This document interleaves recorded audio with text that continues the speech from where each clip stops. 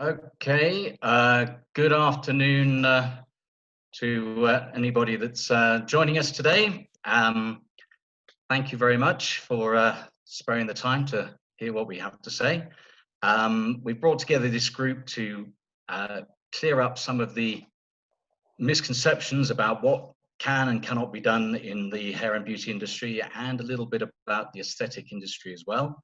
And we have Marisa Dimitriadis from Six Skincare, Sparlicious and Spa Consultants, Cherie Ten Hope from Dermalogica, Bronwyn Young, also with Dermalogica, and Stav Dimitriadis, who is from Twincare, of course. Without further ado, I'd like to just explain there's a Q&A area, which is at the bottom of your screens, everybody that's here. Please place your questions there and we will review and answer where we can. And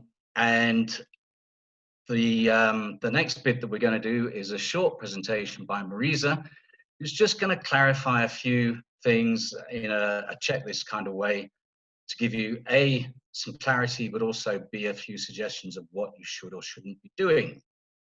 So over to you, Marisa. Great, thanks, Phil. Hi, everybody. So I'm going to share my screen quickly.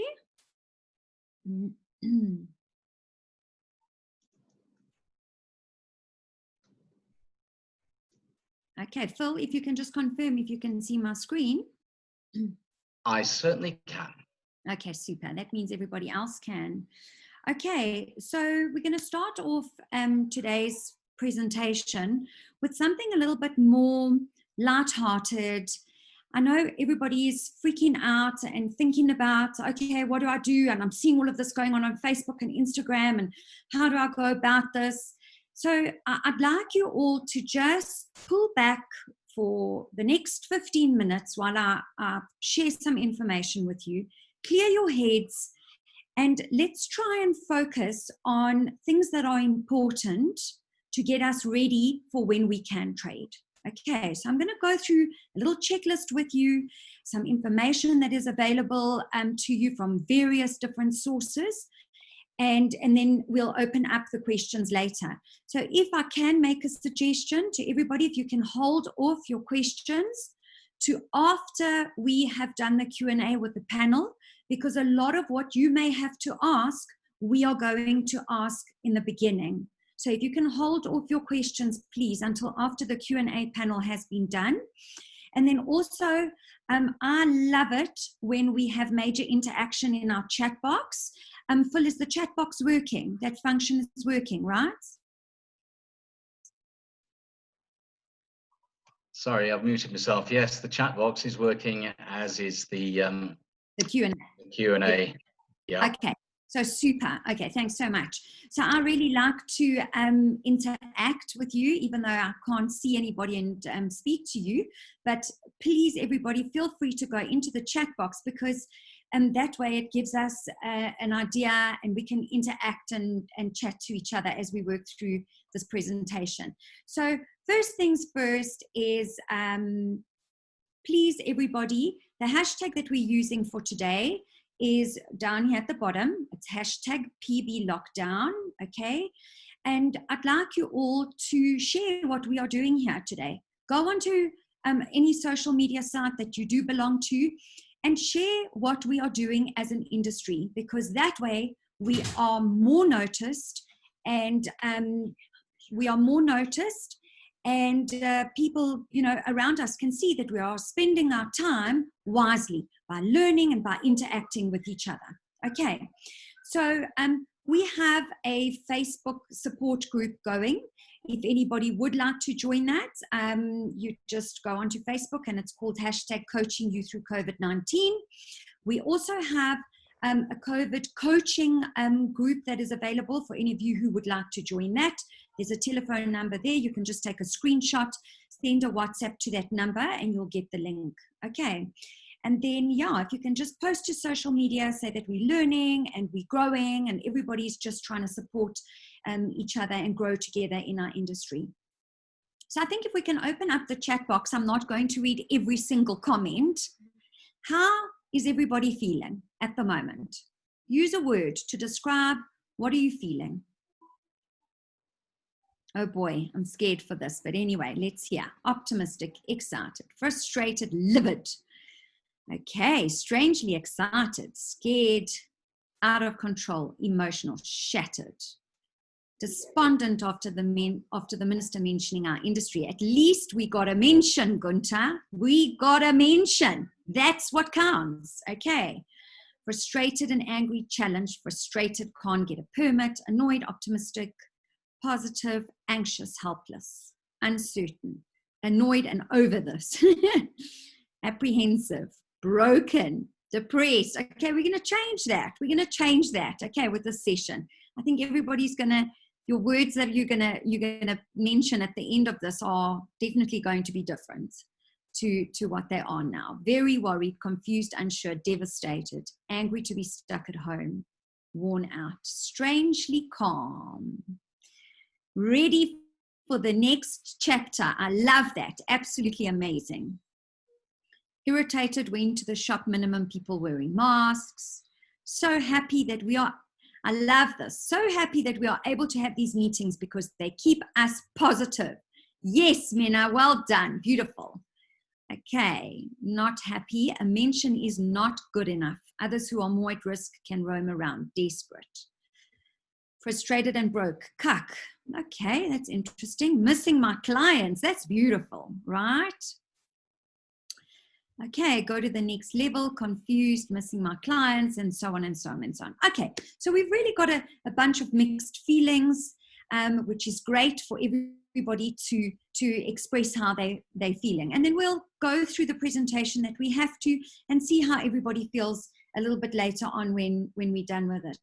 So I think I'd like to start off with putting everybody's in the picture, and I'm sure you all know this, and if you don't, then just giving you something to really think about, that the estimated impact period that we have ahead of us is 12 to 18 months, okay? We're looking at a continuous up and down of disruptions in how we work for the next 2 years. This is going to result in new habits being formed by the consumer. And I think what I'd like to share with you today is, how are you going to tap into the new habits that are going to be formed in this disruptive time that we're going to have over the next 2 years? Okay, so let me share some of these ideas. The first thing I want to share with you is to please remember this, especially when we're all feeling like, oh my gosh, this is too much. We're frustrated, is what some of you were saying. That champion traits are built during times of struggle, okay? Because that is when you really tap into, how can I survive this? How can I fight it? How can I move forward from this? You don't think like that when times are good. You only think like that when you're struggling and when we're in shock and when we are going through a trauma. So keep that in the back of your mind every time you think, oh my gosh, this is just too much for me to handle. You are building your champion traits, and don't forget that. Okay, so I'm going to take you through a few pointers of what you should be doing right now for your business. Number one, first and foremost, is make a conscious choice to fight for your business. Fight for your survival. I'm going to give you a few tools on how to do that. But now is not the time to sit back and chill and wait for ministers' announcements and sleep the day away. Absolutely not.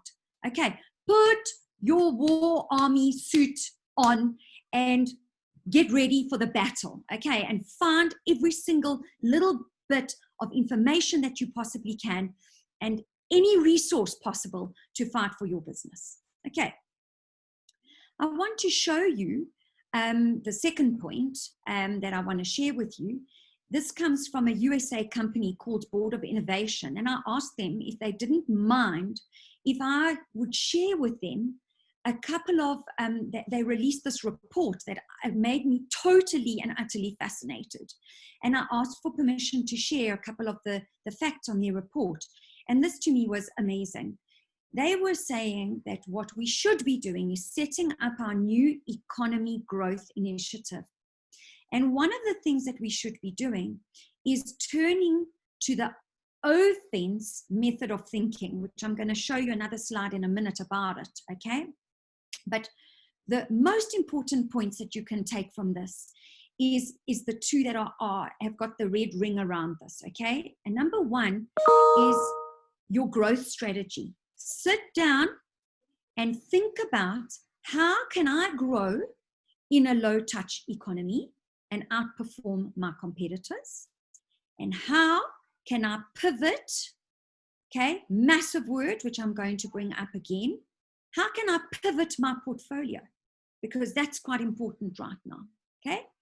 Then developing an opportunity pipeline. So looking at the new customer behaviors, because there are new behavior patterns that are being formed, and saying, right, how do I align and how do I find new opportunities that will speak to the behaviors that are being formed by the way customers are behaving through what is going on at the moment. Okay, so I quickly want to talk about this word pivot, because a lot of people thinking that pivot is to completely change course, and they're going, well, I can't do that because this is my industry. Okay, so there's three little quotes that I've got here. And the bottom one is the one that I love the most. It says a pivot is a change in strategy without a change in vision. So we're not telling you change your industry. Absolutely not. You're going to the same place. All you're doing is making top one, making a business course correction. So changing a little bit in the direction that you're moving and saying, okay, how can I pivot? What can I do a little bit differently? Look at different angles that will get me to the same outcome. And then the one on the left says, embrace failure. Missteps and roadblocks are inevitable, but ultimately learn, pivot, and go after your goals with a new perspective. Okay, which I think is very, very powerful words. So what do we do now? Okay, this is still from this Board of Innovation company. What do we do now? They've given us a short term, which is a 3 to 6 week, and they've given us a long term, which is a 6 week plus what we do. And the most important one I want to outline to you is the one that is right at the bottom that I have also put in a red block that says there, understand the new economy and the growth opportunity it brings, develop a strategy on how to outperform your competitors, and plan to pivot or develop products, services, markets, and business models. And then long term is to look at how do we invest in growth areas, once again pivoting our existing portfolio. So trying to get to exactly the same place, just in a change of direction. Okay? So how do we do all of this that I've just shown you? So point number 3 is start your training and planning for the new abnormal. And you can do that now. You don't need to wait until one of the ministers announces, okay, guys, we're ready to get back to work. It's too late then. You need to sit down. I'm going to take you through a few tools and ideas, but now needs to start that training process. And how that starts off with is keeping in touch with your staff and keeping in touch with your clients, because they're all a part of planning for this new abnormal, which is the new world that we're going into. Definitely not a new normal, because it's a totally abnormal situation. We're going to be doing treatments in an abnormal way. So the first method, or the first idea that I have for you, is if any of you haven't done this, I would take out some time and do this. Do a spa, salon, hair salon. Okay, I've called it spa, but I am talking to the whole industry here. Whether you're in a salon environment, in a retail environment, or in the hairdressing business, send out a little survey to your clients, a safety survey, and I'll tell you why I recommend you do this. Number one, your clients are going to see that you are putting their safety first. They're saying, okay, hold on a second. They're interested in what I have to say about how do I remain safe and what safety precautions that they're putting in place are important for me. This doesn't need to be a lengthy survey. You can use one of those survey platforms, I think SurveyMonkey or whatever. I don't know them all too well, but I do know that you need to get this information out to your clients and you need to get it back into your hands so that you know what are their expectations. Very, very important. Second of all, is there is a lot of this available, okay? I have one that we make available to the industry, but there are many of these available. Get your hands on a set of SOPs, on a list of suppliers where you can buy all this PPE equipment from, okay?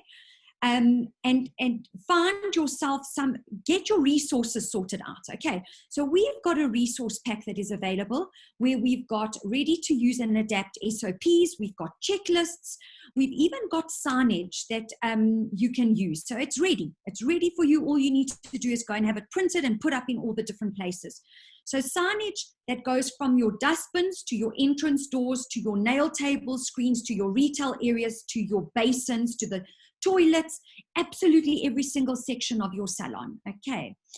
There are other resources available. This is not the only one, and I want to stress that, okay? Because you can find these kind of resources in many different areas, but we do have these packs available for you, okay, should you need them.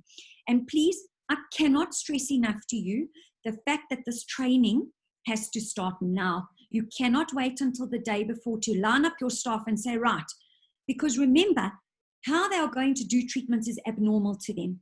They're going to mess it up if you wait to the day before. You need to get them together, be it online or be it if you're allowed in the salon, a certain number of you at a time, is get them to understand how vital the new system of operating is going to be within your businesses. Okay. The next one, okay, is training. Get your hands. There's a whole lot of trainers out there that are doing online training now. So you can get your staff online, or the owner. You don't even have to, if the owner wants to attend these kind of trainings. So, I mean, I've got a training that we've made available, but again, I'm not the only one. There are lots and lots of SOP training facilitators out there. What I'm trying to say is get your hands on these facilitators. If you don't feel comfortable that you know the sanitation and the hygiene and the sterilizing of the equipment, how to make a reservation now, because even that is going to change. Making a simple client booking is going to happen differently.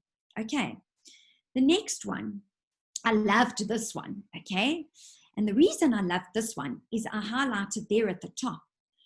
Cosmetics sales, okay, have increased and this is in China, okay, but if it increases in China, it's bound to increase here, by 50% compared to last year. I mean, that is massive, massive, massive. So you can see, and I'm going to show you, I'm not sure if I've got the slide, but one of the ways that one of the biggest in-store cosmetic brands in China pivoted. They had to close their stores.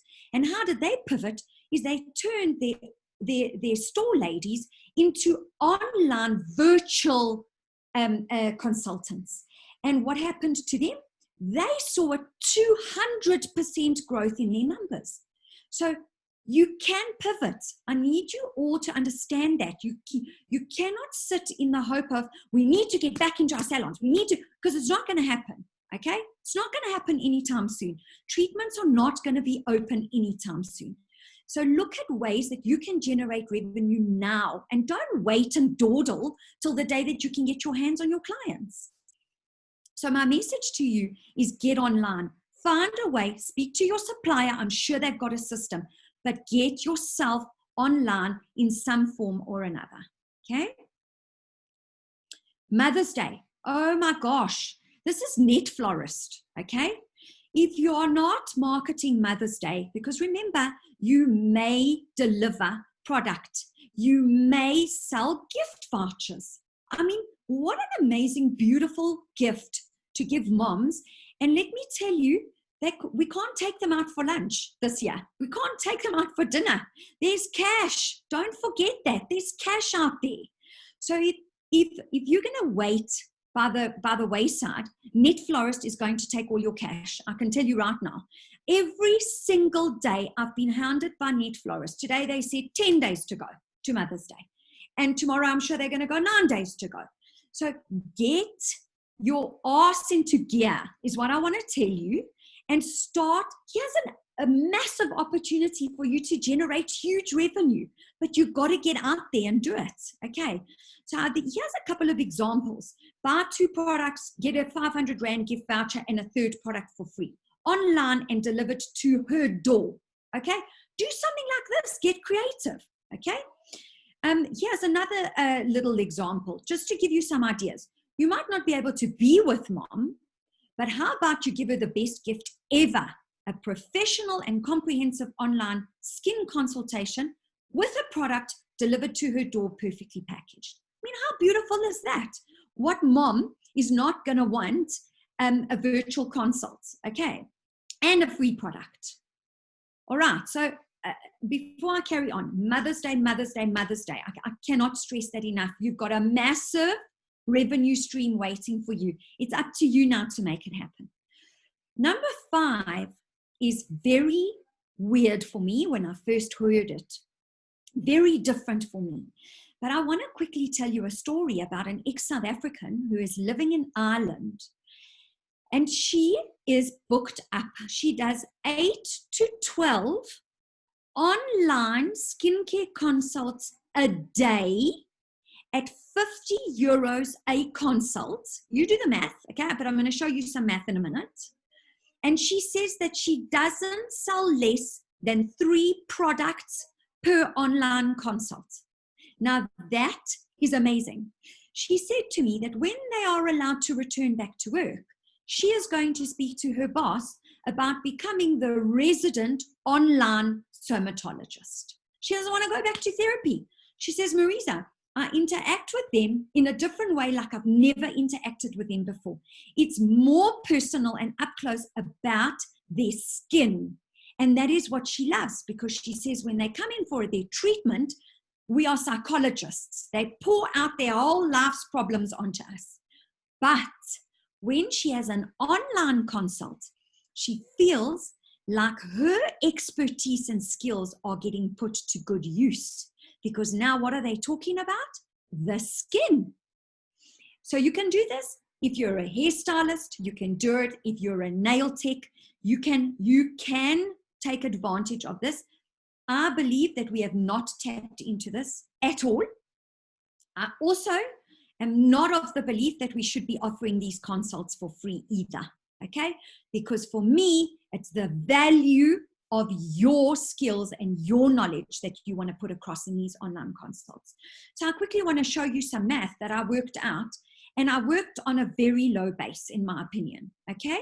I've worked on 350 Rand on a consultation, 2 a day on the left side and 3 a day on the right side, okay? You work it out yourself there.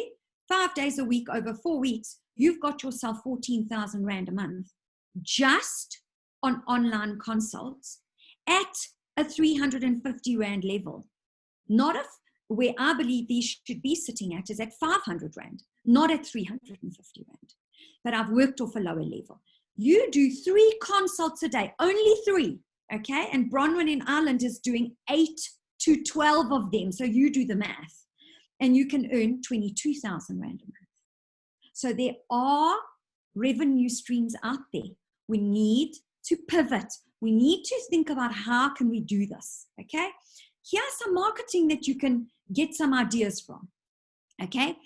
Flawless, healthy skin starts at home. We're using the word home because everybody's on lockdown. Since your skin is locked down, we will send you help. Book your private consultation with our skin expert to begin your healthy skin journey today.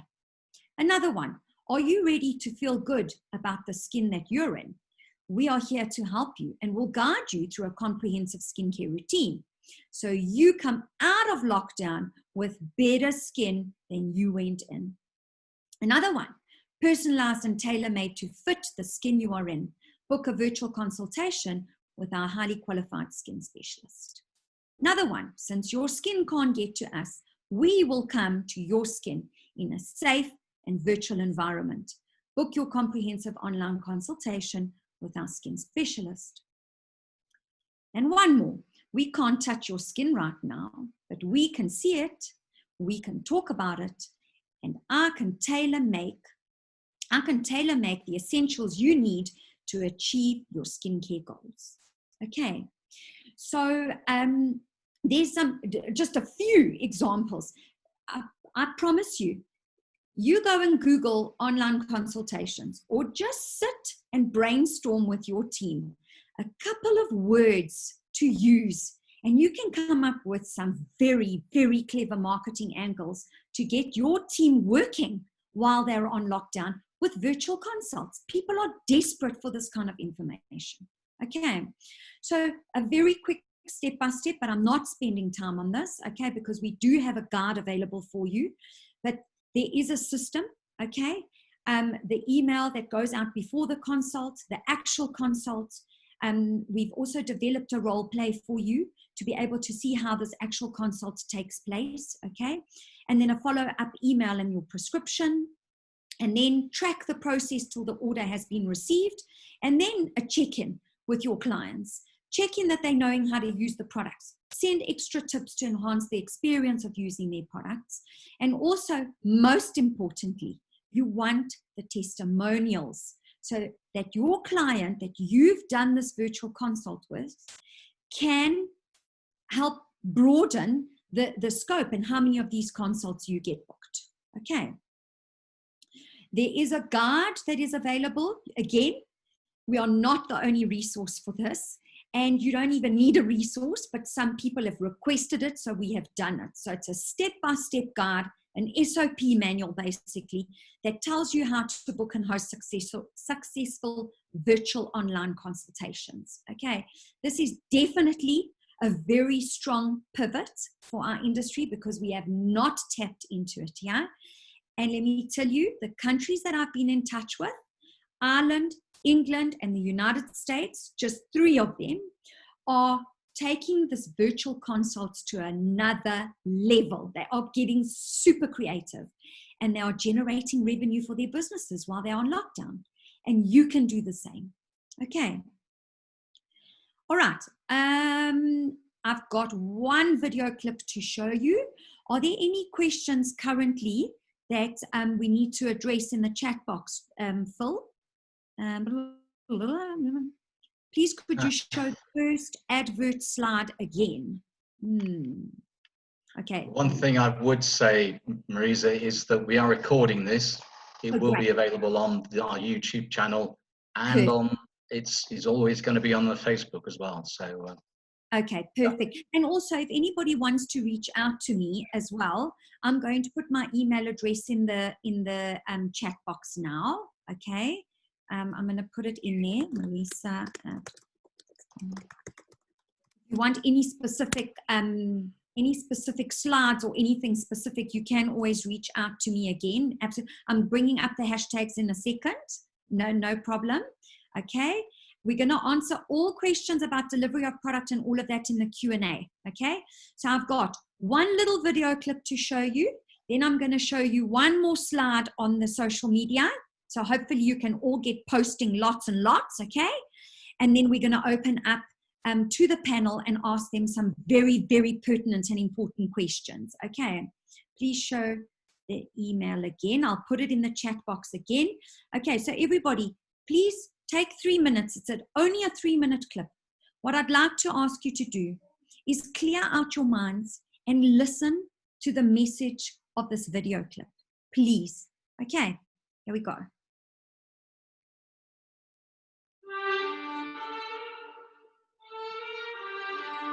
Rise and shine. 6 a.m. and your hand can't make it to the alarm clock before the voices in your head start telling you that it's too early, too dark, and too cold to get out of bed. Aching muscles lie still in rebellion, pretending not to hear your brain commanding them to move. A legion of voices are shouting their unanimous permission for you to hit the snooze button and go back to dreamland. But you didn't ask their opinion. The voice you've chosen to listen to is one of defiance. A voice that says there was a reason you set that alarm in the first place. So sit up, put your feet on the floor, and don't look back, because we've got work to do. Welcome to the grind. For what is each day but a series of conflicts between the right way and the easy way? 10,000 streams fan out like a river delta before you, each one promising the path of least resistance. The thing is, you're headed upstream. And when you make that choice, when you decide to turn your back on what's comfortable and safe and what some would call common sense, well, that's day one. From there, it only gets tougher. So just make sure this is something you want, because the easy way out will always be there, ready to wash you away. All you have to do is pick up your feet.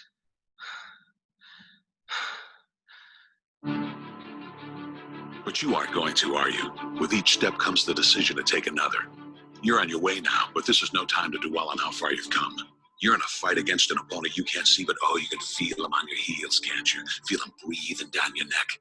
You know what that is? That's you. Your fears, your doubts, and insecurities all lined up like a firing squad, ready to shoot you out of the sky. But don't lose heart. While they're not easily defeated, they are far from invincible. Remember, this is the grind, the battle royale between you and your mind, your body, and the devil on your shoulder who's telling you that this is just a game. This is just a waste of time. Your opponents are stronger than you.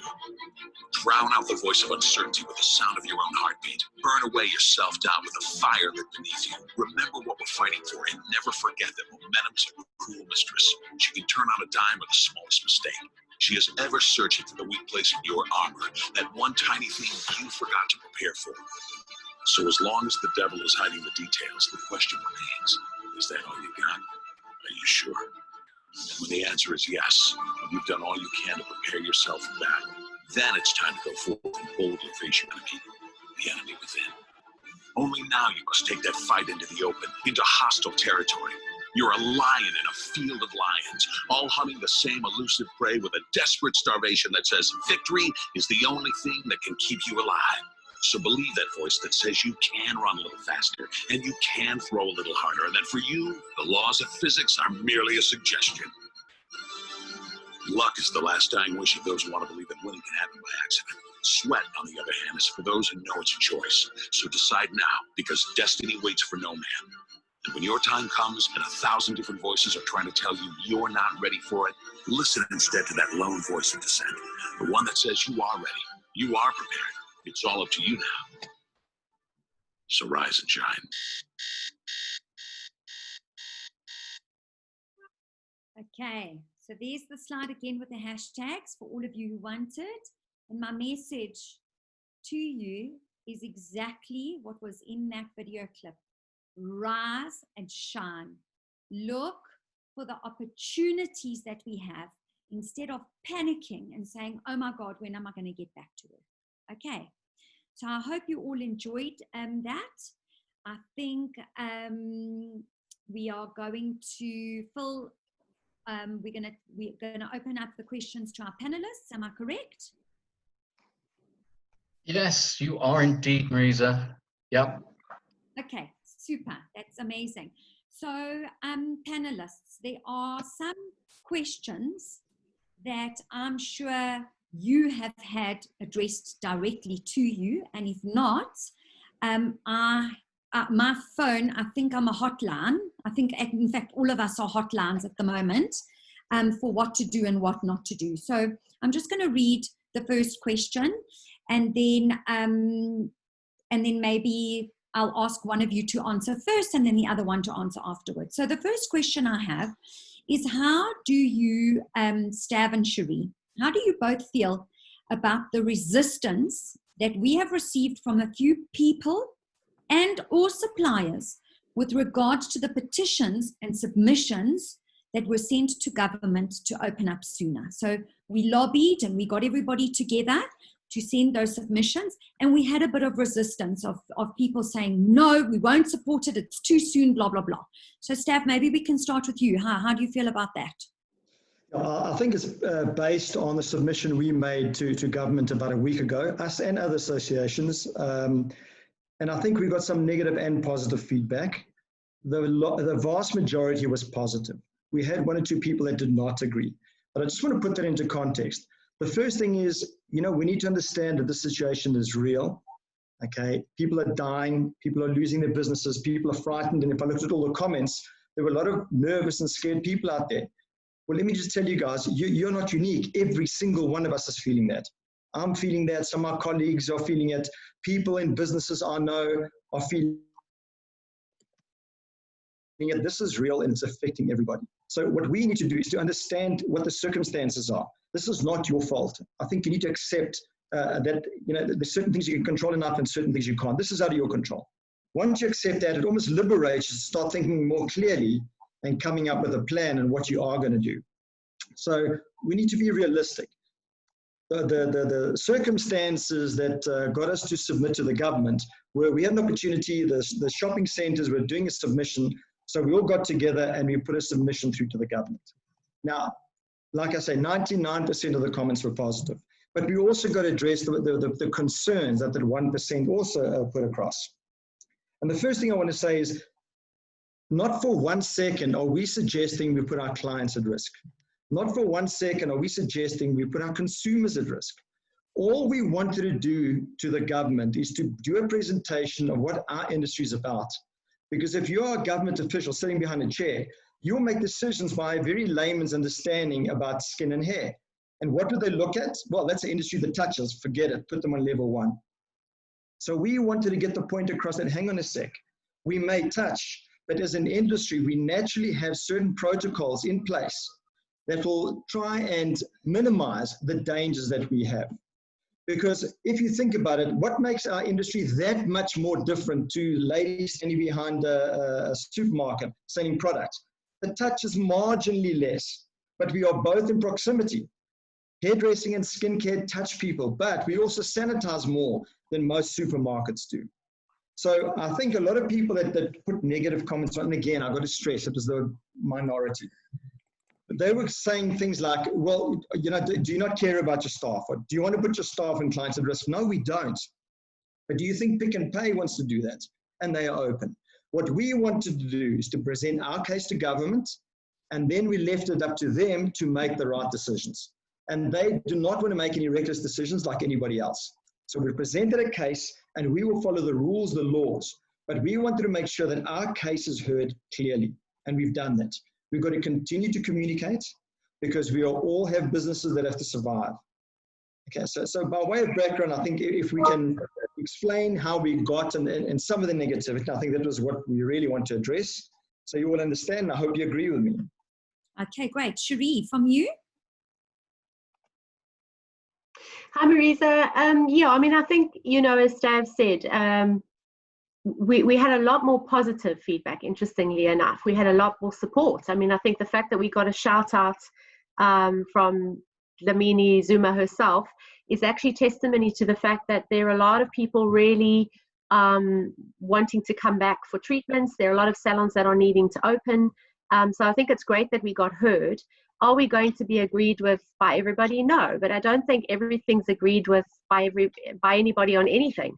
I mean, if we were to ask everybody's opinion on any of the regulations, you're going to have such extreme disputes because they're just opinions. I think the tricky part is, what's the science of it? And so obviously we too are concerned about the virus. We don't want to spread it. We have a deep responsibility to not doing that. But we also have a deep responsibility to making sure our salons come through this and that we actually have an industry after this. And to Stav's point, what's the science of going into Pick n Pay? What's the science of going into Woolies? What's the science of being in a taxi with 7 people? I don't think anyone can give us a scientific answer. And so the challenge is that there's so much uncertainty. So we would not do anything that the government doesn't deem suitable. So we've put our voice forward. We've been heard. Our submission is in. If they feel that there is any validation in what we're prepared to do, we have to prove that. We have to have evidence of that. We have to have strong SOPs. We have to have a united front, which we're finally forming as an industry. We have to. It's real stuff. It's not. It's not lighthearted. It's real. What we have to commit to. And if we can show that, then they may consider our leveling as to when we can open up. But we're not going to get everybody to agree. I think what's important is that there was more positive than negative. Yeah. Also, nobody's forced to go back. Let's assume they decide to move us up to level 2 or level 3, please God.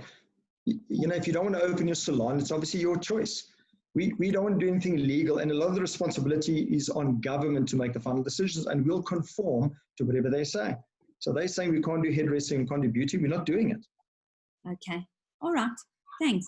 Okay, the next question. So I see the chat box very busy. Most of the questions that everybody's asking in the chat box, we are going to address. So and I know it's great to see that the chat box is busy, but if you can all just hang fire, I promise you I have a list of questions, and I think everything's going to be covered by the time I'm done asking all these questions. Okay, so the second question is, and maybe we'll start with you first, Cherie, is can you both comment on how you have dealt with landlords and rentals, and any advice on that front, please? Look, I don't have to personally deal with them, which is fantastic. I think somebody else who has to do that. But I think what's, Stav said it in his presentation the other day, is this is a time, it's a very unprecedented time. We've never been in a situation like this. So this is not about doing anybody out of what they do. We're all in a service industry. We're all providing something. We all need to be paid, right? So it's finding a middle ground. I think it's about negotiation. It's not about threats. We're very fortunate. We have very good relationships with our landlords, and we're part of a bigger group, particularly the Busby group. So we have between us a lot of stores, and we have an operational division that's really leveraged those relationships. So yes, there's strong negotiation, but there's also a kind of a partnership approach to it. But what we've actually done is deferred our rentals, and with the agreement to pay them off over 6 months. So they still will be paid. It's just they'll be paid over a period of time. Should we open now, just out of interest? We're probably going to consider a percentage of turnover option, because it is so uncertain, and we're probably not going to have much turnover. We don't know for sure. We think it's a fair one to say, look, whatever we do, you get a cut of it. Okay. Thanks. Brilliant. And Stav? The first thing I want to say is that everything we say, they're opinions. So please don't go run into your landlords and say, Cherie said we must do this. And so these are opinions, and we obviously they're well thought through opinions, but they are opinions nonetheless. Yes. So, for me, dealing with landlords has been relatively new. It's about 2 years I started dealing with them. And when you go sign up in the shopping center, and those of you that signed, you'll know exactly what I'm talking about. The first thing they do is they bring up this chart and they tell you what the footfall is. So our our shopping center has 1 million visitors a month or whatever. And then they tell you that their rent is higher than the shopping center down the road because they bring those fees. Well, hang on a sec. So if circumstances change and you can no longer deliver the product that we signed for or the service that we signed for, how can you expect us to pay the same money? So we cannot let the landlords be the only part of the economy that doesn't share in the pain that we're all sharing. Yeah. But as Cherie said, the reality is if the shopping centers go broke, we will lose our businesses. What we need to do is to find a fair way to get them to come to the table. And they have always been arrogant. They've always been very take it or leave it in their attitude, but things are changing. We need to find a way to engage them and say, right, guys, we are all in this together. We cannot as retailers take the pain on our own. We've got to share this. And there is a time that, and I'm a little bit more aggressive dealing with the landlords. There is a time when you've got to walk away, because at the end of the day, it's all well and good you're having a business, but making no money, you're wasting your time. If I can just digress one second, because in my webinar I did about 2 weeks ago, I foolishly offered people to send me emails with advice, and I was inundated. I spent 2 or 3 days trying to get back to them. A lot of salons send me their P&Ls, and they wanted me to advise them. Let me just tell you what I saw with every single one, because the ones that are making money don't want my advice.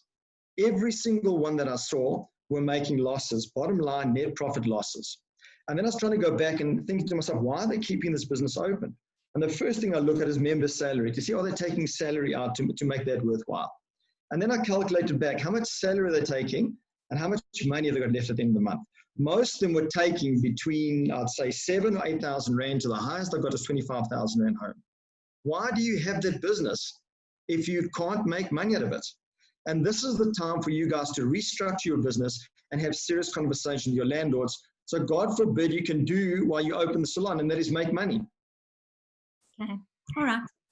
Okay, thank you for that, for both of you. So I'm just going to digress from the questions a little bit. And the reason for that is that Bronwyn needs to go. She has got a commitment to go to another meeting. So I'd like to get the question, which was the last question, up front now, so that Bronwyn can address us all on that question. And I think the way to word the question is, I have been inundated with messages, like I'm sure all of you have, is, can we open our salons to sell retail products? Because the legislation was, or the information given out was, that anybody that has toiletries and toiletries, which is what we sell, shampoos, conditioners, skincare, toiletries, is allowed to sell their retail. So Bronwyn, if you can maybe give us a little bit of insight into that. Thanks, Marisa. Hi, everyone. So the new, this will probably be, and I apologize in advance, a little bit legal. It's just how I think, unfortunately. But the regulations, the amended ones, were published, they came out last night, about level 4. And in those, it provides for permitted goods to be personal toiletries, hair, body, face, nail, it doesn't say specifically nail, it says hand and foot care products. So if you sell any of those, you have a salon, for example, you can open up and sell those products to the public. You can sell them online if you have an online platform, and you can deliver them. So that's absolutely fine. Your landlord, if you're in a landlord environment, may require you to comply with certain sanitation and hygiene protocols. Those are set out quite clearly if you have a look at the various coronavirus websites on what you have to comply with. But most of us, having lived through this for now 5 weeks, have been to the shops. It's those kinds of sanitization and hygiene protocols. When you go to the shop, sanitize as you walk in, and those kinds of things. Cloth masks are now compulsory when you leave your home. That's a personal thing, but it's also for your staff and for your customers if they come into your stores. So short answer is yes, you are able to sell that. Just one thing there, if you sell makeup or fragrances, our view is that that is not included in that definition, just on the basis that that's not really a care product. It's more, and I don't want to be rude to anyone, but maybe it's an enhancement product if we think about why we wear makeup. So that's the issue there. So you are able to do that. The one proviso is you need a permit. So if you are a registered company, you will require a permit which you can obtain from the company's office. The website is www.bizportal.gov.za. It's very self-explanatory how to do that. Your staff will also need permits, whether you are a company or not a company. Basically, the permit is a letter of authorization, whereas you as the owner or manager of your salon or where you work, you are saying if the people get stopped in a roadblock, they are entitled to come to work because they are providing an essential or permitted service. They need to carry that letter with them in the car, as well as, or the taxi or the public transport in the bus. They need to carry identification, and they must wear cloth masks. It's now compulsory for employers to provide those, so just bear that in mind as well. And there's a whole education that needs to come. Marisa referred to it about your staff. You have to educate them under what can happen to them if they're not feeling well. They have to tell you, etc., etc. I'm sure you're all aware of this and you all know what has to happen. I mean, some of it is common sense, I guess. So under a sole proprietor, Cherie will talk to that. I'm not 100% sure what authorization they need, because obviously you can't get that from the company's office because you're not a company. Cherie will talk to that. But yes, you can definitely open and sell that. You may not do treatments. I think everyone must just be aware there are fines, and you can go to prison if you contravene the lockdown regulations. We all know it's all very widely published. So to sell those products, and then just engage with your landlords if you are in a mall, or your landlord if you're not, around safety protocols that they may have introduced that you'll need to comply with. So yeah, short answer is yes, you may sell those products. And even, sorry, Bronwyn, just a quick question. Even a salon that is in a house, or a salon that is in a office park, for example, if they're selling that, may they open? Yes, so my understanding is yes, it doesn't differentiate between where your salon is. It talks about retail, but whether you are selling from your home or from a business park, if you're selling to me, it's retail, right? Yeah. So for me, yes, absolutely. And just as Stav mentioned it, is that I'm by no means an expert on this, is that we're all trying to feel our way along. So take it from whence it comes. But yes, my view is absolutely. Okay, super. Thank you. And Cherie, you were going to say? Yes, Marisa, just on the sole proprietor again, I mean, I also want to upfront say the disclaimer. You know, we've come together as industry providers and in support of all of us, but you know, we're not lawyers, and by no means are we experts in all of this. We're learning as we go, and we're trying our very best to stay on top of everything. Hence, Bronwyn is like our full-time. I don't think she sleeps, because she's forever trying to interpret the regulations and what does it mean. My understanding of the sole proprietor story is, because you can't get a SIPC permit, only a company can. What you can do is, I don't know who's on the group on listening today, but if you're a salon and you're being supplied by Dermalogica, let's say, or whoever, you can get a copy of our SIPC from us. You need to get a letter from us that includes your name and your ID number and your tax number. And you need to provide us with a tax compliance, so the fact that you are tax compliant and you clear, and then we provide you with that letter and a copy of our SIPC. That allows you to distribute or to sell your products onto your end consumer. So that then becomes your authority. So that's how a sole proprietor would work. But it's important you have those documents, and if there isn't a tax compliance, it doesn't get issued, and that's the same for companies with SIPC. Okay, and then I just want to clarify, nail products for retail, is that allowed as well? Yes. It is As allowed. mentioned last night. Okay. Yeah, definitely. I mean, the minister last night was, very entertaining about how you could have a manicure and a pedicure at home, because she'd allowed products to be sold. So it did make me laugh. But yes, so nail polish, because it's essentially a foot care and a hand care product. So nail polish remover, etc. Absolutely. Okay, brilliant. Cherie, if you... Could I just interrupt for a second? Couldn't people rather put the questions in the Q&A box rather than in the chat box, because they're going to get lost because we've got so much activity in the chat box, and the Q&A box is where it would be best to ask questions, then they hopefully won't get lost. Okay, Cherie, thanks, Phil. Cherie, if you don't mind, Phil, where must Cherie post then her information, her answer in the Q&A? So, well, we're putting up that information about the permits and what can and cannot be sold on our website on the lockdown page. So there's lots and lots of resources there, including everybody's webinars and all that sort of information as well. Sorry, the dog's trying to escape. Hello, dog. Specifically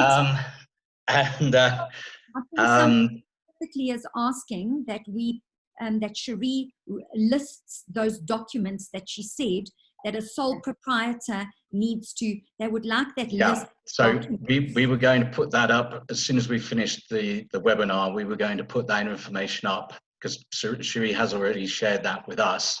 Okay, great. In our group as well. So So then where do people go for that and filter your website? To the Pro Beauty page, to click on the lockdown tab, and that information will be there within the hour. Okay. It's been a bit of a busy day, so we didn't manage to do it before we started talking. Okay, super. I think, Stav, did you have something you wanted to say? Yeah, I just want to, because I think, we've had the discussion, a lot of people are getting confused on what we can and cannot do. So let's try and break it into very simple steps. Firstly, you can sell all the products that our industry sells. That's been opened up completely. In level 5, you could only do certain cleansing products. Now you can sell anything cosmetic. You can't sell hair dryers if you're a hairdresser. I don't know if there's any technical equipment that skincare therapists would sell, but you can sell any cosmetic product. If you've got a salon, you can open your salon and only sell retail products. You cannot do any services. You can't do any blow dries. You can't do any nails. You can't do any facials or anything where you touch the client. There are certain regulations they've added for retail. So if you're going to do that, there's certain things you're going to do, and maybe this is not the forum to share it, but I mean, I'll try and share something as well. Now, I was concerned about saying what I've just said. Now, I also want to have my disclaimer. I'm not a lawyer either. But what I did do is I went to a legal firm and they gave me an opinion, and they were also going to get an opinion from senior counsel.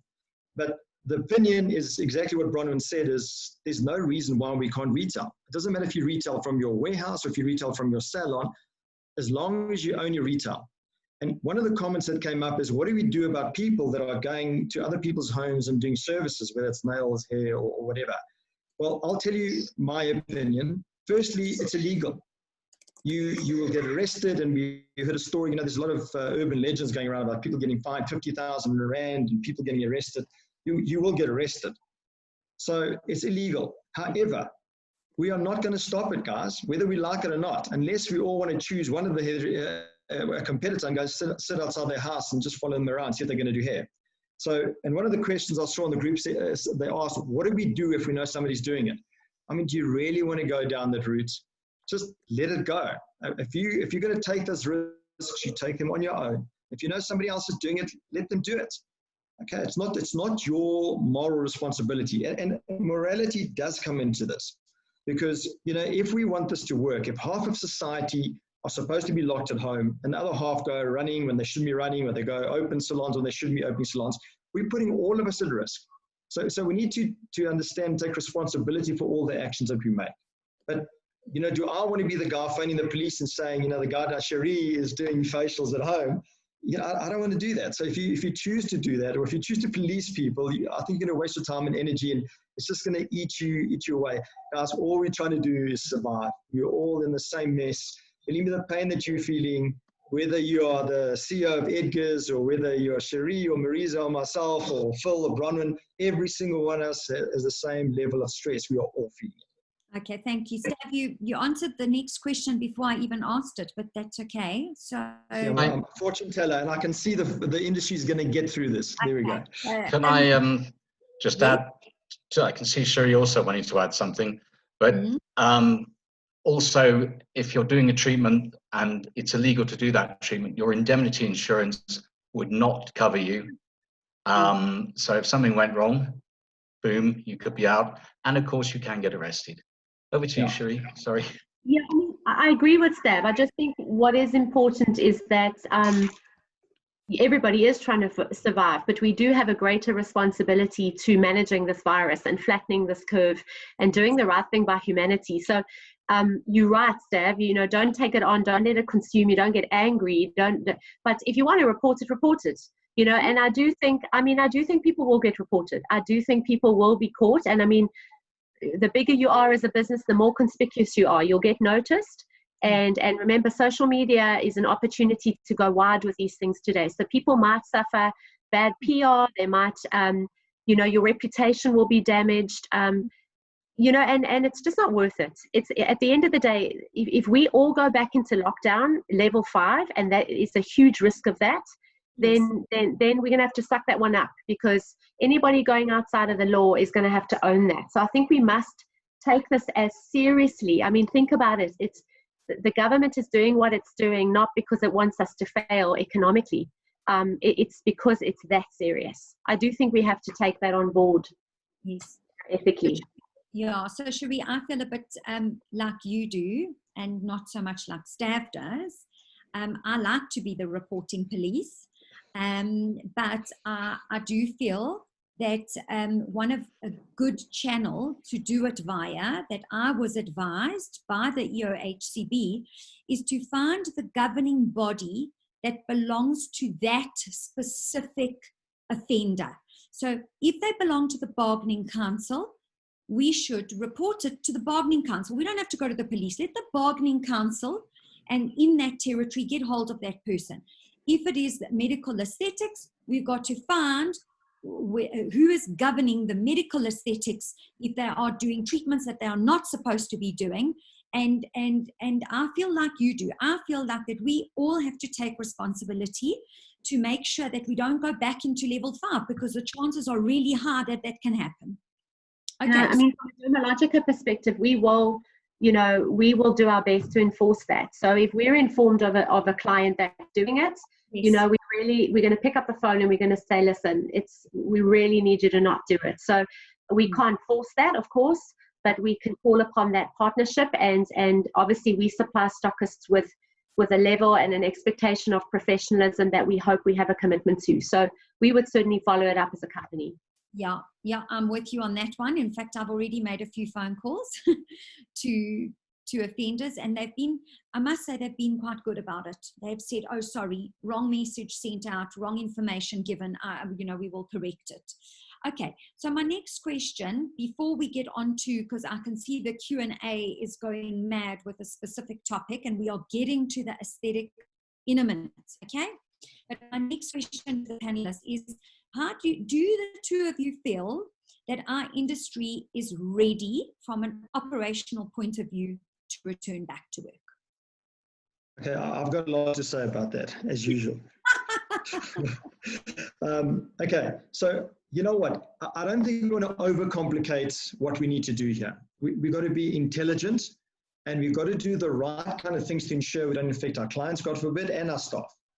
So, I've had a lot of calls, people saying that we need to get a company in that'll come and fog the salon down. It's like 2,000 Rand. And, guys, let's think about it logically. All the decisions you make on the hygiene decisions you'll make, they need to be based on logic. Now, if your salon hasn't been occupied for 6 weeks, you've got no virus lying around. And regardless, in our industry, I assume that we will clean our salons anyway. So by all means, go and just give it a good wipe down and use a good disinfectant and sanitize what you can. But don't go absolutely ballistic and start going in with gloves and industrial sprayers. And you don't need to do that, because the reality is, if you do that, if you do get those foggers and you get someone to clean it, I know some of them have got a bit of a residual, that's how they sell it to us. But 2 days later, if somebody walks in the virus, it's going to contaminate everything anyway. So what you need to do is to focus on the things that will reduce transmission. So wear your face masks. If you do any intimate services, wear gloves. Make sure you wear visors or protective glasses. So you've got to do logical things. When we were putting the submission to government, we got a lot of crazy stuff that everyone's going to do. We're not going to wear hazmat suits and stand outside and spray our clients down. It's just not going to happen. And if you look at the supermarkets, they're doing the absolute minimum. I've gone to Pick and Pay where they're standing behind the counter and they don't even have face masks on. So do intelligent stuff. We are industry, regardless of what has happened recently, that follows certain hygiene protocols. Just raise them up a notch. And the government guidelines give you a good overview of what you should be doing. And they're not complicated. Just to familiarize yourself. Everybody's got these SOPs they're doing. I know Marisa's got one that's a bit more formal. I know Dermalogica, we all got them. So just read them and do logical things, and make sure whatever you do conforms to the minimum requirements for government. One of the things they ask for is you've got to have a safety officer that ensures that whatever rules you put in, you can be the safety officer.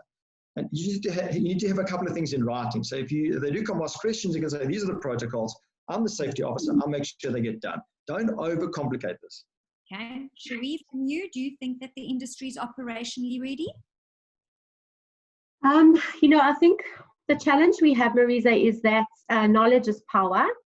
So we need to be informed. But I think there's so much information that what often happens is a misinterpretation. I mean, to your point about the salon who opened, who misunderstood. I think we have a responsibility to know the facts so that we are clear as to what is required. I think that's step number one.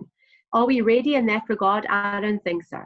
I think there's a lot available to people. I don't think people have got themselves organized enough yet to have drawn up SOP. I mean, what you shared earlier was brilliant. You know, you've taken away a lot of the pain for people, which I think if you can get organized, have your SOP ready, train your staff now. That's a requirement.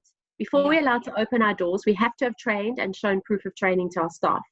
And yes, although Stav implies, you know, we should be doing the hygiene anyway, we all know that it's not necessarily consistently so.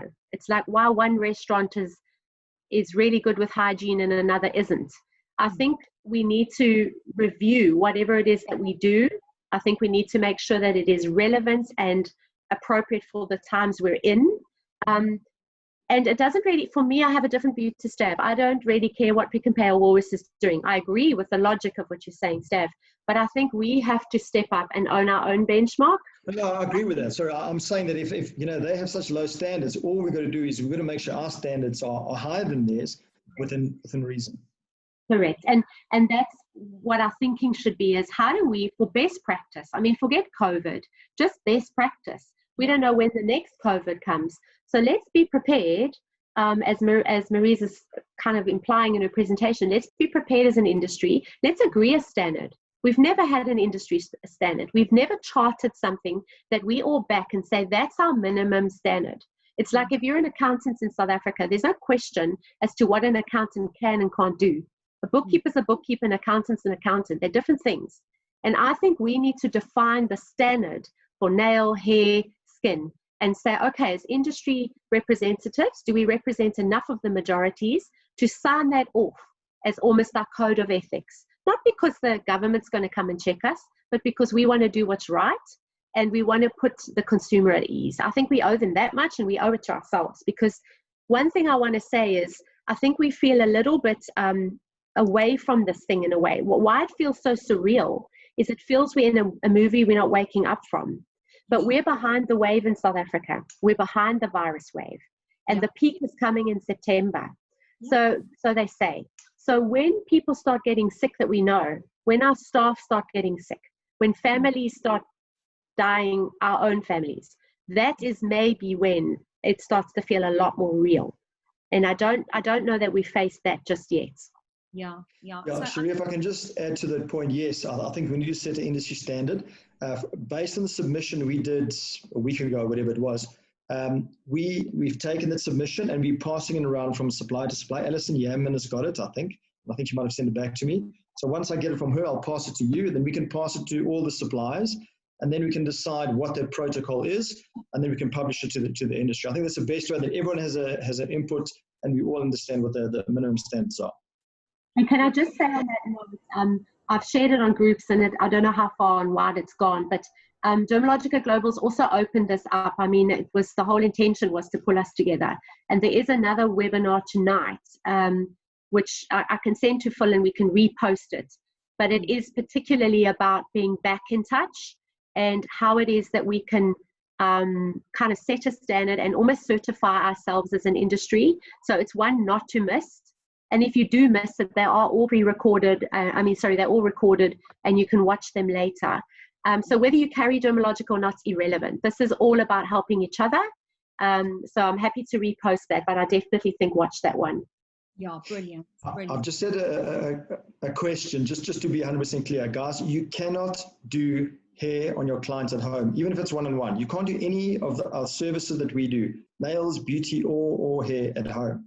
Second question, I've had a lot of this question, and I've got to be very careful how to handle this. And that is, can we send professional color to our clients at home? You know what, guys, that's your decision. My only suggestion is, if you're going to do it, do a proper consultation and do it in a professional hairdressing manner. I don't know if it's the right thing to do as an industry, because you don't want to undermine what you do in the long term. But guys, this is a different world. We need to think differently. So each of you make your own decisions on how you want to do it. As a supplier, I'm not crazy about it, but I also don't want to stop you doing it because you don't care what I'm going to say. If you want to do it, you're going to do it anyway.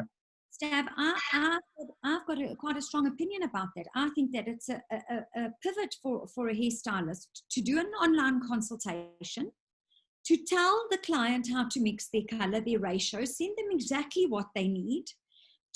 I think it's an opportunity. Believe me, once, in my opinion, once we're allowed to go and have our hair done, there's no flipping ways I'm going to ask my hairstylist to send me my color home. I'm going to go into her. But in the interim, I see it as a massive opportunity to generate revenue. You charge for the consultation, and then you send them, I mean, imagine your shampoo plus your color plus your peroxide plus the little applicator brush. For me, that's income. I think it's brilliant. Because the alternative, guys, is, you know, I understand we've got to protect our industry. But the reality is box colors out there. Okay, skincare's out there. People can do their own things. So what we've got to find is how we're going to protect our industry and make money in the short term. And I can tell you most of them are going to mess their hair up anyway, and they'll come running to you. But the alternative is either they'll go get box color, because nobody's going to walk around when they come back to work and they can't get an appointment with you with, I don't know, 2 months of regrowth. They're going to try and do it themselves. So we've got to compete against what the industry and what circumstances are throwing at us. So again, these are the points. You can argue for and against it. The final decision is yours. Make intelligent decisions. Yeah, I agree. Okay. So then let's quickly address, there's a lot of questions, but I know one of them, and Phil, I think you're going to answer that one because I can see the question box going mad about it, is that we've all heard that aesthetic doctors are returning to work tomorrow. Okay, Facebook and Instagram have been flooded, so has my phone, like I'm sure your phones have, with posts of aesthetic clinics reopening, saying that they are doing Botox and they're doing needling and they're doing all this type of thing. So I think, Phil, you've had some clear and cut information that you can share with everybody so that we all know what you can and cannot do and who is allowed to do treatments from tomorrow and who is not. Okay, yes, I can.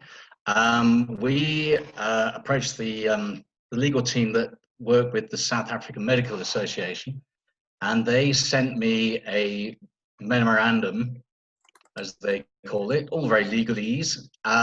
We will post this on our website page as well. But and it's not very long, but the salient points are, and I'll read it to you, sorry if it sounds boring. It is our view that medical services is wide enough to include aesthetic services. However, such services should be rendered by a registered healthcare practitioner in compliance with the Ethical Rule 21. I'm sure we all know what the Ethical Rule 21 is. And only a professional act for which he or she is adequately educated, trained, and sufficiently experienced, and under conditions and in appropriate surroundings, and not beauty therapists. It should also be services that are deemed to be medical and not experimental or alternative, i.e. must squarely fall within the context and scope of the specific profession. In other words, Botox is considered medical, but laser treatments or dermapen treatments are not considered medical. Aesthetic clinics usually are split into two business entities, being a medical practice with a healthcare professional administering treatments that are medical and or which fall under the Medicines Act, and then purely beauty somatology business. The healthcare practice is permitted to operate under Alert Level 4. However, the beauty business may not operate under the same level. And then it goes on with a bit more legalese in that way. So yes, an aesthetic clinic can be open. It can offer medical services such as Botox. There are certain hours that they can only work in doing those treatments. I think it's 9 till 5. Anything after that must only be an emergency procedure, but they cannot have a therapist doing treatments alongside them or with them in any way, shape or form. there you go. Okay, so offenders, there's a lot of people in the question box that are very concerned and worried about, isn't it going to kill the business of aesthetic centers that do needling? That they really are worried about this. So maybe Stav and Cherie, what do you have to say to these? Because I hear them and I'm with them with this concern. I too feel that the aesthetic doctors may be performing these needling treatments. They may very well do it. How will it falls in the same category as beauty therapists and hairdressers. They can't do it. They can't do cosmetic work. But again, Yep. how will you police that? But having said that, you can't do it. So if you want to report them, obviously report them. But again, guys, we're not going to be following our clients around to see who's breaking the rules or not. They can't do it. And if you hear about it and they start taking your particular business away, then report them. But you're not going to stop it. It's not allowed. So if that's the question, it's not allowed. They're breaking the law.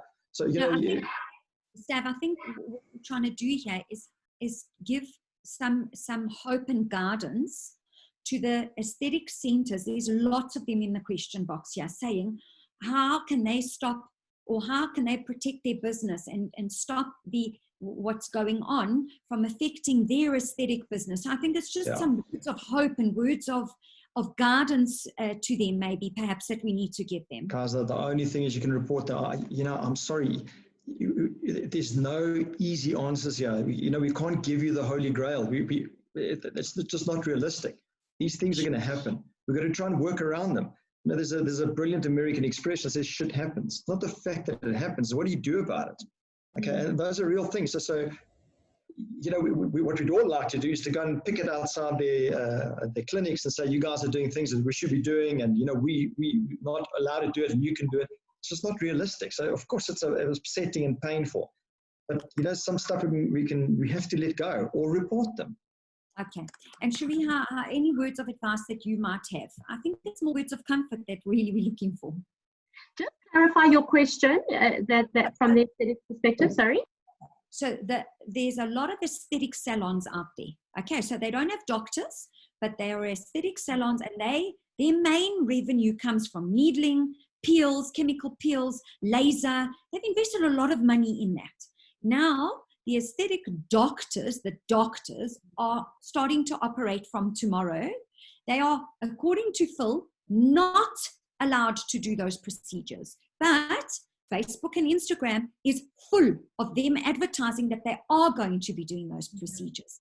So there's a lot of salons that are in the question and answer box saying, how's my business going to get affected by this? So I'm more, yes, okay, Stav saying let's report them and whatever. But I think maybe we need to look for I don't know, a practical idea to help them get through this and some words of hope and comfort and advice to them.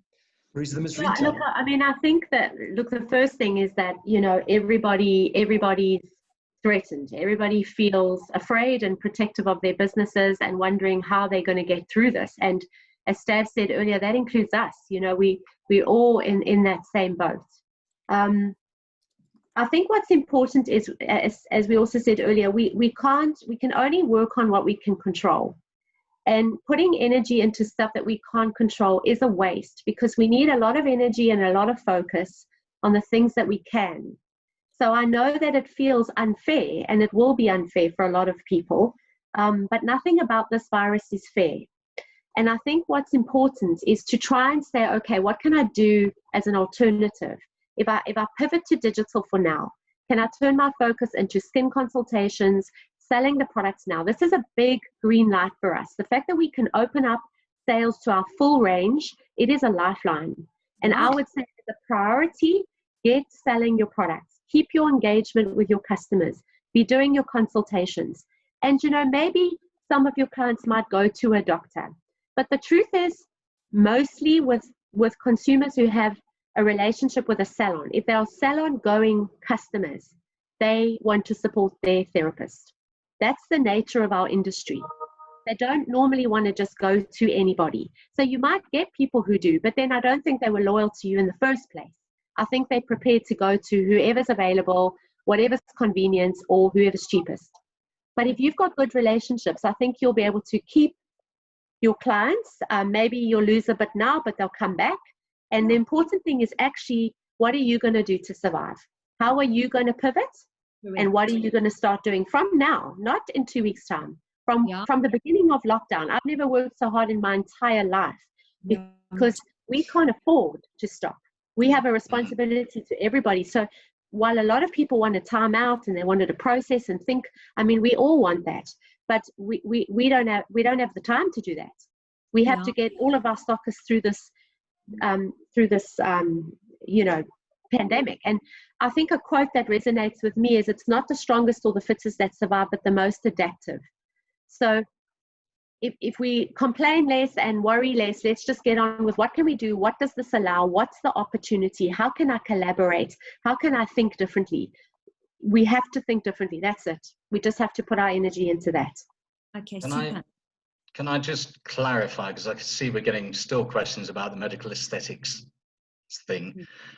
So a medical aesthetics doctor can do medical procedures during daytime opening hours, as long as their salon or establishment is approved for that in the first place, which it should have been.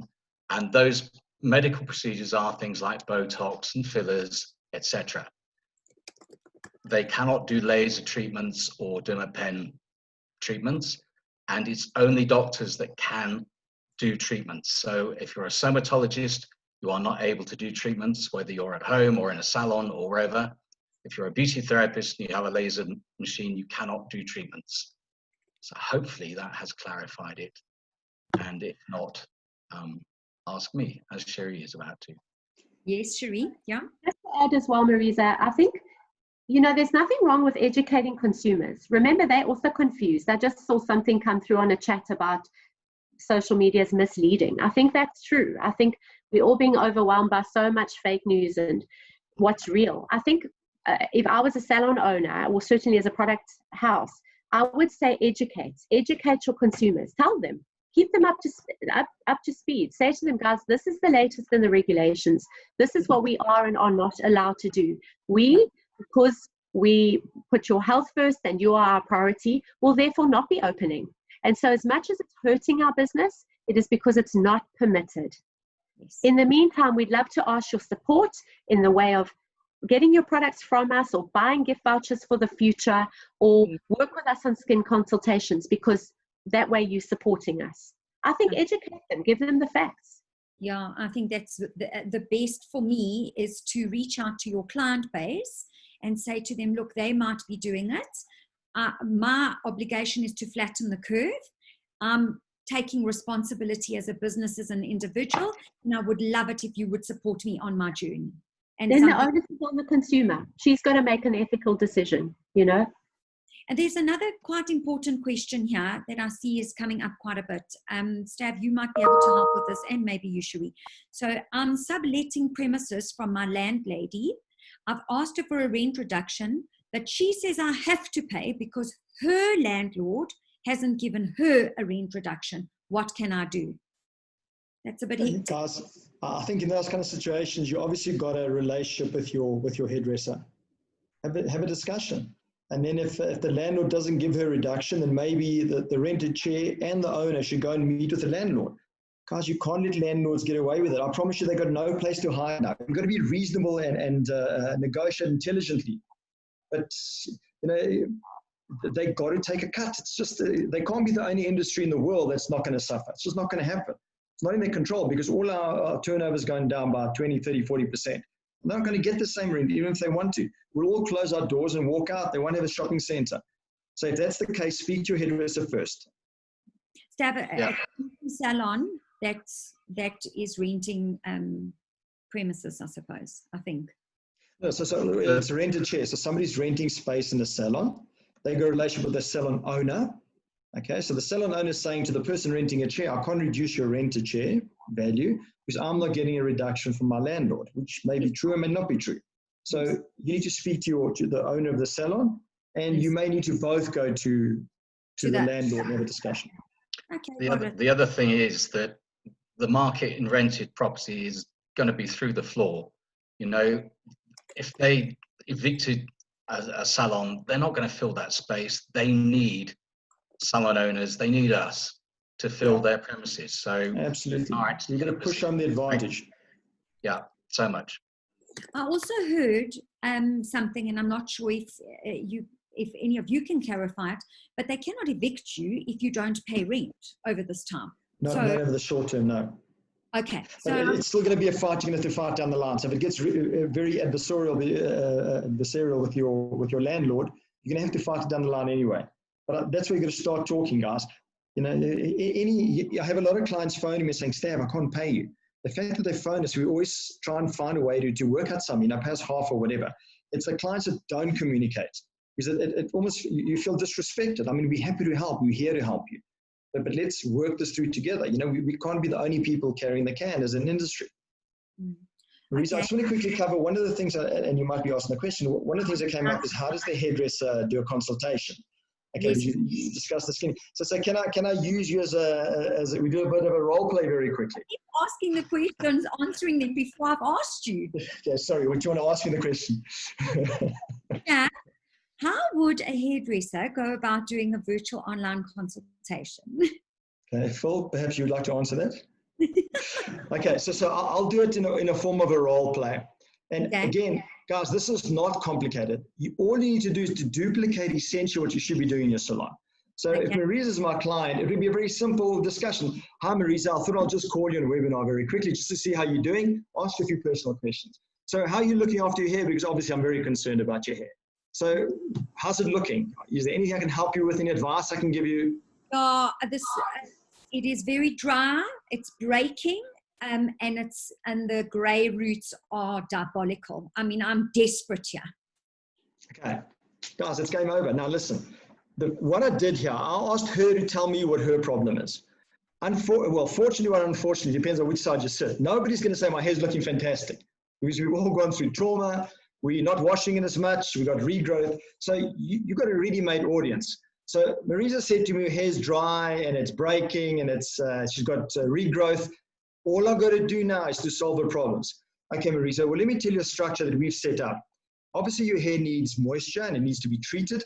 So what I can do is I can recommend, I know the products you got because you're a client of mine. I'll look at your record card and I will send you a treatment. Okay, we'll deliver it to your door. If it's over 1,000 Rand, it's free delivery. If it's less than 1,000 Rand, then you got to pay 50 Rand. And we can look after your hair while you at home. Can I do that for you? I will send you a recommendation. Right? Yeah, that sounds good. Okay, good. All right. I'll send something to you. Put the money in my bank. Okay, so that's the point. You need to find something, whether it's skin, nails, or hair. You can have the same conversation. If you want to sell something, find out what your client needs are. How do you find their needs? Ask them. How's your skin doing? How can I make your skin better? They'll tell you. You'll give them the solutions. Simple as that.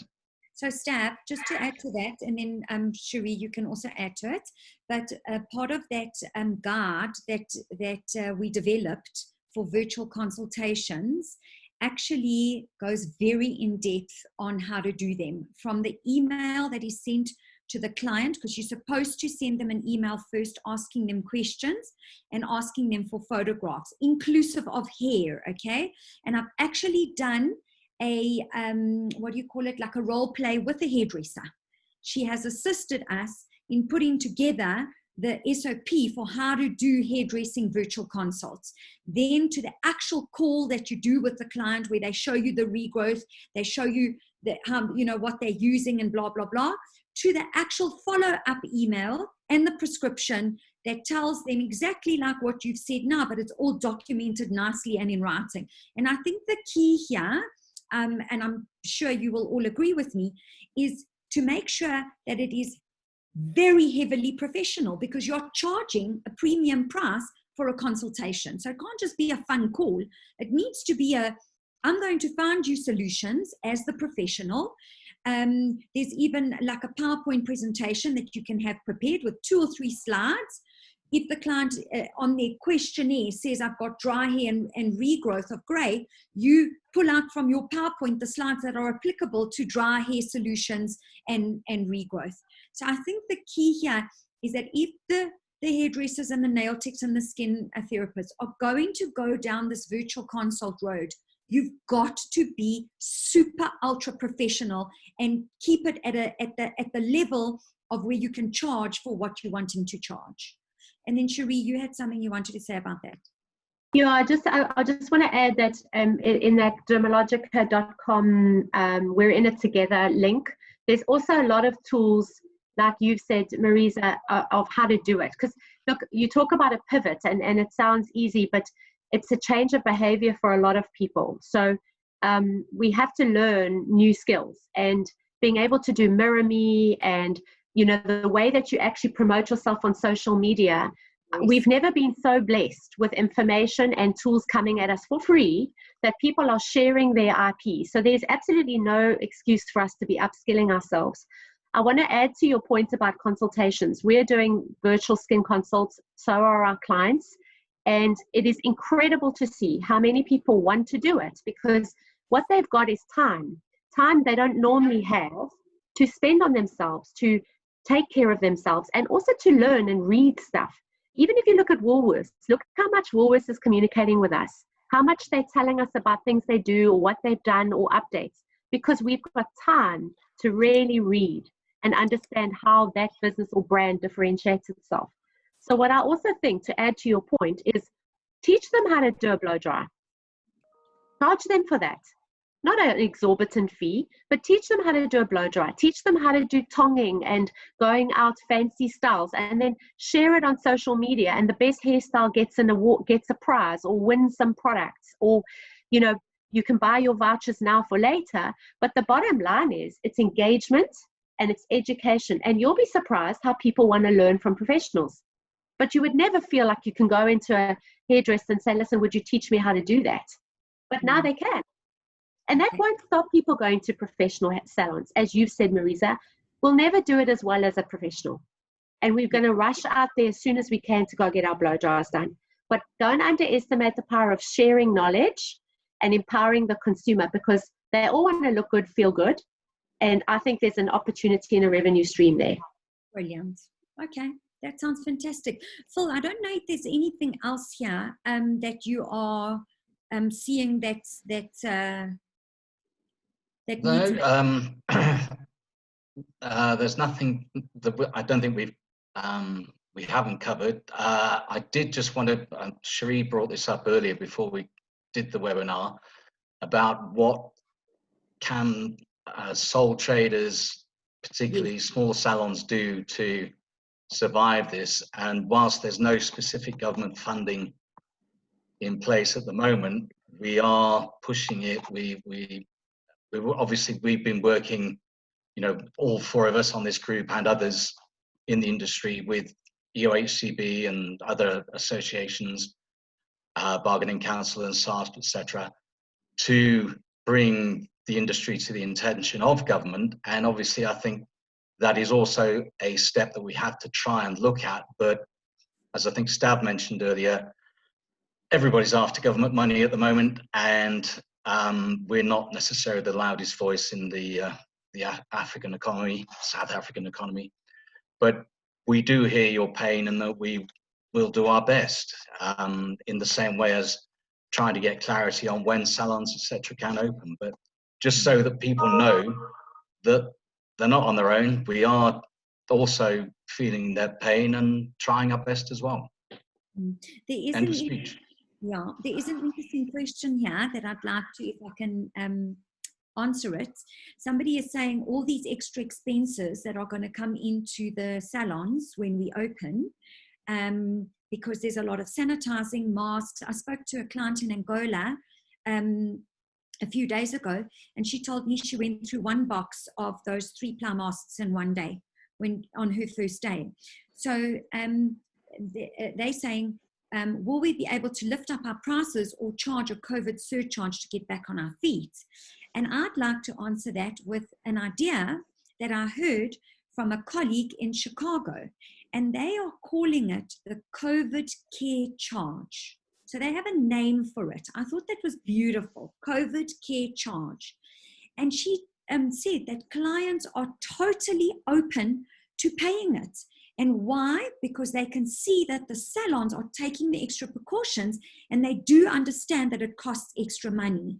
So I thought that was brilliant.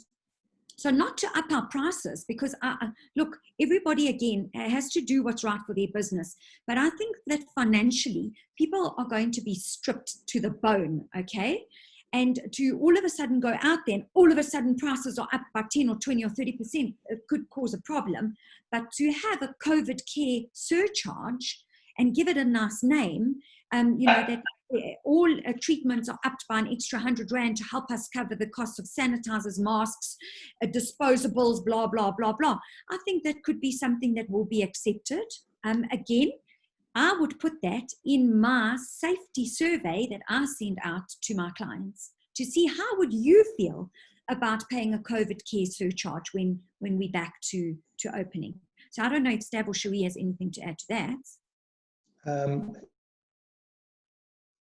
You don't have to. Before you said that, Marisa, I would have said no, because I think nobody's going to want to pay. No. I think your idea is a good idea. With a lot of these things, you don't know how consumers are going to react. So yes, I think it is an opportunity. You can package it in the right way, but also everyone's going to be watching their pennies. And I can tell you, most of our industry is dependent on imported products. Ours is a crap storm coming. We had a 30% depreciation exchange rate, and it might even get worse. No supplier can weather that. I mean, maybe a couple of months. I'm hoping that things will look up by the time we get back. So I actually don't know how to answer that. I think there will be extra costs. How you pass them on, I'm not yet. There will be. How you pass them on may be a bit controversial. Hang on, I'm going to plug my laptop in. A question for both of you that has come up quite a lot, Cherie and Stav. The people, the delegates are asking, are you open to sell to customers? So is Dermalogica selling product to salons? And Stav, are you selling color? They're asking. There's a lot of that in the chat. Sorry, I was going to get onto that because we've spoken about everything that we can't do. So let's take a look at what we can do. There's only one thing you can do. And for me, if I was running a business, you've got no choice but to be part of it. And that is you can sell retail. You have to do something. You need a little bit of income trickling in. If you can do 10, 20 grand coming in, it's income you don't have. And everybody's scrounging you for the pennies at the moment. Now, I can tell you what we've done, and I know all my competitors have done it as well, and Cherie, I think, has done that as well, but I'll let her speak for herself, is we are allowing hairdressers to take orders from their clients. So you get your order from your clients, okay, consult with them, get the order from the clients. They pay you retail price. You place the orders with us and you pay us price to trade. We will supply directly to the consumer free of charge. Okay, that way you can tick over a little bit of business. Or if you're in a shopping center where you don't have a major fight with your landlord and you can sell retail, then do that. The only problem is if you're going to open your salon, you're going to bring in staff, they're going to cost you 20 grand a month. And your landlord's going to say to you, well, you're open. Now, I'm not giving you a reduction. You're going to have a problem. So you're going to make that call. But regardless, there's an opportunity for you with all the suppliers I think are doing, or most of them, that you can sell retail to your clients. You can either take advantage of it and make money or not. Okay, Cherie? Yeah, I mean, we actually launched an affiliate program about 5 years ago. That may have been a little bit ahead of its time, but because South Africa was a bit behind e-commerce, salons were a little bit slow to adopt it and maybe a little bit scared still of e-commerce, a little bit threatened by consumers buying online. I think the reality is that it is what it is. It's, the consumer's been there for years, and we need to meet them there, because if we don't meet them where they are, we lose them. Now, COVID is amplifying that simply because we are now physically shut. We cannot connect with our customer in any other way. And so it makes the digital pivot absolutely imperative. So our affiliate program has been reborn because we moved onto a Magenta platform. So we've improved our whole web shop functionality and the way that the consumer navigates in the system. And if you're a Dermalogica customer, you get an affiliate code. and you get all of the assets created for you. And all you do is you market yourself on all of the platforms that we teach you to do. And there really are great tools in that link, which I know Phil will share. And the sale happens by your customer using your link, and the commission goes to you.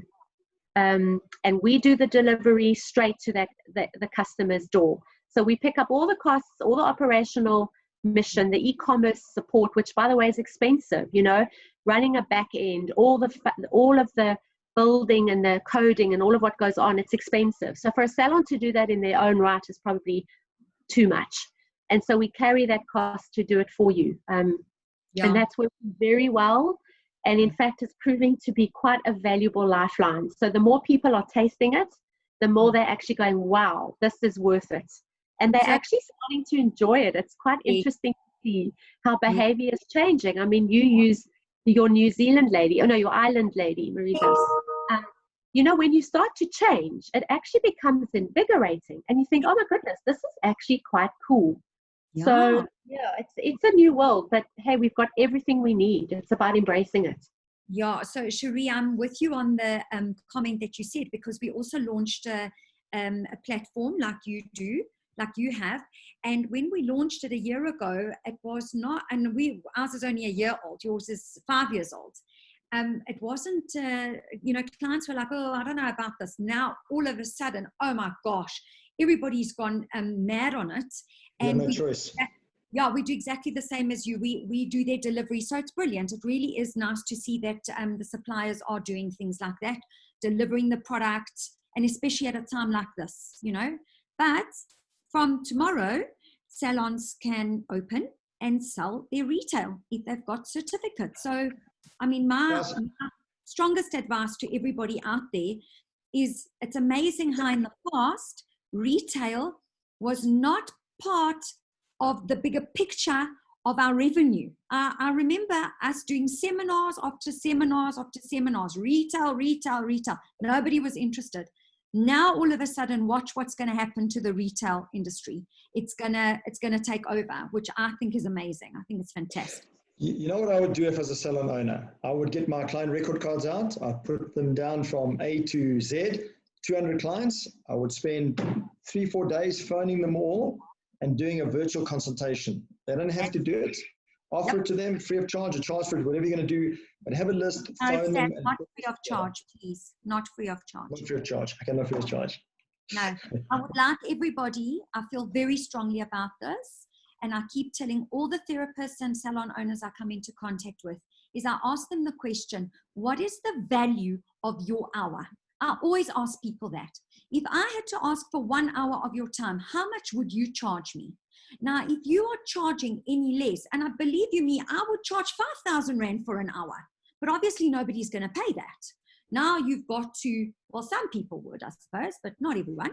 So, but now you've got to take what you feel is your value, your worth, and marry it to what the consumer is willing to pay. And that's why I'm adamant that we should not be doing these online consults for free. Yes, Cherie? I agree with you. And I think a way around that as well is to add value. So, you know, what we want to be doing is thinking ahead. So if you're doing a skin consult, and by the way, it's proven very successful with us because we've also got live chats. So if you've got live chat, people can answer things online and they love that. And it's proven that it's increased the number of units people buy just because of live chat. Just that's on a website, different to the skin consultation we're talking about. But just something to add to the skin consultation is, you know, yes, let's say they pay for it, which maybe they weren't used to before. Give them a Rand back on a service or a product, either a product immediately or on a service later. Because that way, you also have a hook to get them back into the salon when we are ready for them, that anyone who did a consultation with you gets 100 Rand or whatever it is towards a service later. So it's revenue now and it's treatment later. Okay, sounds great. And then Phil, there was a question, please, that you were going to answer. Yeah, it was with regard to the medical aesthetics notification we got. We will be posting it on our website reasonably shortly for people to see. and that's probeauty.coza, and it will be on the lockdown tab. We will also have this whole chat is being recorded, so that will be on our YouTube channel. Joanna is also monitoring what we're saying, and she'll be putting an article together as well. So hopefully things like clarifying the points for sole proprietors will be covered.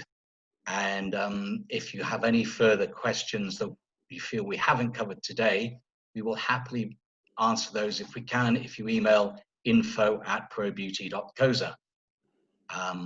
So just go to the website and click on the contact page, and that will, and you know, we can then refer it to the three of you if we can't answer it, or others. And then Phil, could you also please post, there's a lot of people asking for the list that we mentioned earlier. Somebody read it out, toiletries, this, that, I think it was bronze. Could you post that list? Because a lot of people are saying, can I sell devices, like needling devices? And my answer is no, but I'm not sure. Can we sell makeup? I don't see it on that list, so my answer is no. So I think that list is very specific. So if you don't mind, could you post that as well, so that anybody who needs to double check themselves can go and cross-reference to that list, please? Yeah, we will be putting up the complete document, and we can also highlight the relevant passage that refers to our industry. Yeah. Okay. Just bear with us for an hour or so. I think it's in everybody's interest to read the full regulations, because you know, the obligation is on us as business owners to be informed. So whether we heard it on a seminar or not, just no one's, you know, interested in. They want to, everybody has exposure to the regulations. They're on the government's websites, and we need to be informed on what it entails. I think, Marisa, if I can just, I don't know where we are with questionings, but just something to leave everybody with is use this time to get ready for this new chapter, because it's disruption, and disruption is what pushes human beings forward. So I think if we ask ourselves, what does this allow? What does this mean for a new way of being and a reinvention? That's going to influence our thinking. But in the meantime, train your staff, get them on the virtual classes that are being run. We are training more people virtually than we have in a physical brick and mortar classroom. We have more people online. It's incredible. Get your SOPs ready, you know, prep your back in touch communication for consumers, do your digital pivot strategy, work with your product houses that you work with, and come up with marketing campaigns. This is a time to be marketing your business more than ever. So for me, it's use the time properly. This is not a holiday. This is an opportunity to do a mini MBA and a business plan. Cherie, there's quite a lot of people asking for you to please give the support and webinar information. So I don't know if you can go into the chat box and just type it in there to make sure that it goes to all attendees, because there's quite a lot of people asking for that. Please, can you give them the information for that? Phil, is there anything else? No, not that I can think of. We have reposted Cherie's thing on our social media as well. But yeah, please do that quick, or I can do that for you, Cherie, if... There is one more question here that a lot of people are asking. Under which category do we register on CIPC? Can anybody assist with that? I think there was it distribution or health staff, because I think that I don't know if there was a health. I think there might have been a distribution. I think there was distribution. I can't remember. I did it a couple of weeks ago. Cherie, do you have any idea what a Salon? While you're trying to work that out, I was going to say something. While we were talking, Debbie from Sparkle got hold of me, and she said she's got somebody that's been giving really good advice to tenants of shopping centres. So if anybody wants to get hold of her, I'm sure you all know Sparkle. Maybe give her a call. Don't inundate her. If you've got serious questions, and then maybe just call her or send an email. Not put it in the chat box, staff. Then nobody has to. If she's still on, if she can. She hasn't said I can. So I would not. I don't want to do it without her agreement. So I'm sure people know how to get hold of her. Sparkle Cosmetics. Okay. Hope I'm going to get a free hamper for promoting your brand. Do I get a free hamper from all of you? Maybe I can get my nails done. Okay, super. All right. I think that's about it. Look, Phil, there are still 69 questions in this box. I think we've touched on most of them. I don't want anybody to feel offended if we haven't, but it's almost impossible to try and work through all of this. So, Yep. I mean, they can get hold of you at Pro Beauty. They've got, I don't know if maybe we should all in the chat box go and put our email addresses. I don't know if we want to do that, but anyway, I'll put mine in case we haven't addressed anybody's questions, then you can get hold of us. Is that okay, Phil? Yeah, I mean, obviously, if people want to email us at info@ProBeauty, we will obviously field any inquiries to you guys as well. So, you know, we will happily, as always, act as the friendly conduit for the industry. Well, there's some people that are saying they can't find the lockdown tab on the website. Okay, so Stacey has just put it on the chat, so I got it wrong. My apologies. It's the COVID-19 tab. Okay. So, So, well, I think that was amazing. I was busy answering I was looking for the SIPC answer. Yes. I can send that to you, Phil. I just need to look it up. I can't exactly remember that. Okay, so what we would fall under, what the salons would fall under, okay, brilliant. So sorry, just a question. I posted my email address and it's got something that says privately. Can you guys all see my email address? You must. No. I'll type it, Stav. You must click all attendees, but I'll put your email address there. Okay. Do you want? you know it? No, the Stav one. You want Stav. the? No, Stav. So Stav. Okay. I think I know. Stav at Twincare.ca. I know that email address, Phil, quite well. How you communicate, I know. Okay, good. Well, I'm happy. Somebody there has said category A. So Lee has said to all the attendees that we fall under category A. So, I mean, I think that's quite nice. Okay. Good. So, Phil, am I allowed to quickly go and ask everybody to please go into the chat box? And if they will put how they're feeling now. If you can put in a checkout word, just tell us how you're feeling after this meeting. Oh, I love it. Awesome. Heaps better, motivated, grateful, uplifting, excited. Love it. Hopeful, enjoyed it, inspired, amazing, proud of our industry. Woohoo! Somebody else says. Amped and inspired, motivated. Oh my God, I love it. Positive. You see, guys? I love it. Ek love it. Ek love it. That's probably energy attracts what it is, right? So I love it. Love it. I'm thankful. Can you see, everybody, how your messages changed from frustrated, irritated, annoyed to all these wonderful, amazing comments that everybody's putting up? So everybody, spend your time wisely. What you put into your brain and what you put into your heart and your soul is what you're going to give out. So don't get caught up in the crap and the nonsense. Just focus your energy on what you can do. Pivot, retail, and do those online consultations. Okay.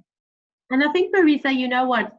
For the first time, our industry is really working together. People are truly leaning in to help each other, you know, and I just think that is an incredible gift. You know, COVID's bringing us lots of challenges. It's bringing us incredible gifts as well. And just what's capable through a more collective, collaborative, united force. We are in it together. That's how it is. Our industry is all about that. Yeah, it's beautiful. These messages are absolutely lovely. Pivot, pivot, pivot. I love it. Okay. Awesome. Somebody's watching from the UK. Yay, that's fantastic. Okay. I'm sure there's other people from other countries here too. It's wonderful to connect with everybody, and thank you for the ears, guys. Well done, Marisa. Thank you, Phil. Our pleasure. Thank you all. Guys. I woke up this morning and I'm lucky enough I live near work and I've got a certificate so I can come to work. And the first thing I noticed is how clear the sky was. So all the way from Sunning Hill, I could see all the way to Sandton. And I thought, shit, you know, we always wake up and we can't see past 2 or 3 kilometers because of all the pollution. So there's positive things in every negative. So that really lifted my spirits this morning. Oh, and I think we'll thrive when we are allowed to get back, and we do have to wait for that time. I mean, if anything, people are recognizing how much they need this, how much we need touch, we need therapy, we need massages, the stuff you only know when you don't have it. So I actually think we're one of the industries that are going to be blessed with a real surge of new customers. Wellness and health is going to fly. Yeah. So if you choose to see it, I think we've got a better opportunity than we've ever had, actually. It's just hanging on now, Cherie. I think that's what's scaring people, that they're running out of money. How do they pay their staff? There's a lifeline now, everybody. We can retail, so do it. We can network. Ask for help. Talk to people. You'll be amazed how people can help people. It's just have the conversation. Don't suffer in silence. Talk to people. Collaborate. Link up with others. We've all got the same problems. So when you put more heads together and you put more energy together, you'll be amazed where solutions come from, where help comes from. Yeah. You know, Guys, we're all in this together. It's a cliche, but we are. We're all feeling the same pain. And Great. Okay, Okay, people. Thank you so much for facilitating, and thank you for allowing me to do my little coaching session on your platform today. Thank you. Our pleasure. Thank you all again for attending as well. And we will get through it. So. Yeah. Thank you to all the clients for their support. You know, we aren't who we are without our clients. Without all of you, we're nowhere. So, you know, thank you for holding us during this space too, because we really are who we are because of your passion and your support over many years. So thank you. And thanks, guys. Okay, peeps. Thanks. Cheers. Bye. Bye. Bye. Bye-bye. I still want to stay on and chat, Phil. Yeah. You know me. It's the weekend. Not Bye. yet. Not